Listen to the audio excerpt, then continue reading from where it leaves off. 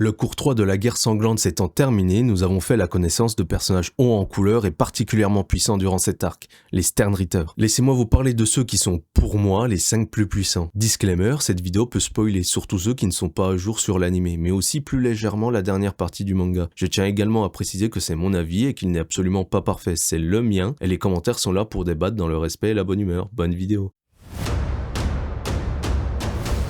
Pernidas est le détenteur du Schrift C pour The Compulsory, dont la traduction signifie obligatoire, forcé, imposé. Ce n'est pas un Schrift donné par Yūhabara, il le possédait déjà avant, car Pernidas est en fait la main gauche du roi des esprits, là où Mimiyagi est la main droite et est du côté des Shinigami. Il appartient également à la Schutzstaffel, l'escadron de protection du roi Quincy. Sous sa vraie forme, celle d'une main gigantesque ornée d'un immense œil en son centre, Pernidas nous révèle ses vraies capacités face à Mayuri, celle d'injecter et de manipuler des nerfs dans ses adversaires. Capacité extrêmement versatile, il peut aussi bien en injecter dans une personne pour la tordre et la déchiqueter que dans de la matière permettant de lui donner la forme désirée et de la contrôler. Il peut également relier ses nerfs à ses flèches, les rendant beaucoup plus dangereuses. Ils lui permettent également de copier les caractéristiques physiques et mentales de l'être vivant que ses nerfs ont pénétré. Cela lui permet d'évoluer en acquérant des nouvelles capacités et en modifiant sa personnalité avec celle qu'il assimile. Il a ainsi pu obtenir la capacité de Mu du Bankai modifié de Mayuri, ou bien encore la personnalité et la vitesse de Zaraki. Et c'est toujours pas fini, il peut aussi manipuler son corps Asagi, générer d'autres bras complets en s'arrachant un doigt, et ses répliques ont les mêmes facultés que l'original. Il est même capable de se reconstituer à partir de fragments. Sans l'organe de Nemu, qui causera sa perte, Mayuri n'aurait sûrement pas pu venir à bout de cet adversaire incroyable.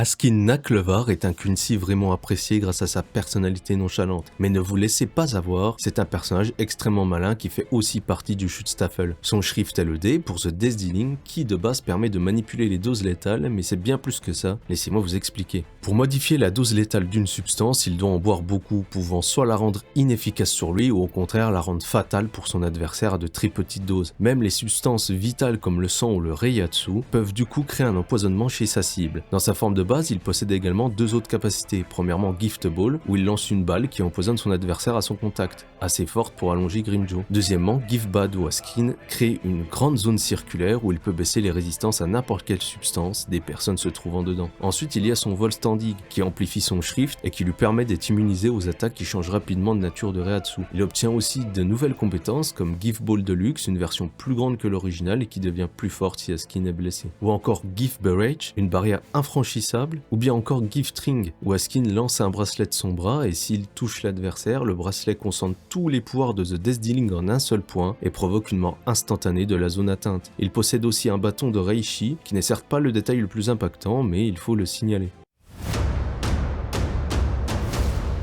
Lil Barrow, personnage qui est très fier de lui et est le chef du Schutzstaffel, ainsi que le premier Quincy à avoir reçu son Schrift du roi des Quincy. Son Schrift est le X pour The X-Axis, et tenez-vous bien parce qu'il y en a des choses à dire. La capacité de base de son Schrift lui permet de tout détruire entre lui et sa cible, mais pas derrière. La portée s'arrête à la cible. Ses vraies capacités se montrent à partir du moment où il ouvre son deuxième œil, qu'il garde généralement fermé par pure fierté, ou pour être juste avec les pêcheurs, comme il dit. Une fois qu'il a été forcé à ouvrir 3 fois les deux yeux, il s'autorise à les garder pour le reste du combat. Une fois dans cet état, il devient intangible face aux attaques ennemies. Et si tu pensais que c'était fini, détrompe-toi, on va maintenant aborder son Vol Standing. La première forme de ce dernier le rend intangible de façon permanente et augmente sa cadence et sa puissance de feu. Sous sa deuxième forme, Lil change complètement de forme où il ressemblerait presque à un ange de Evangelion.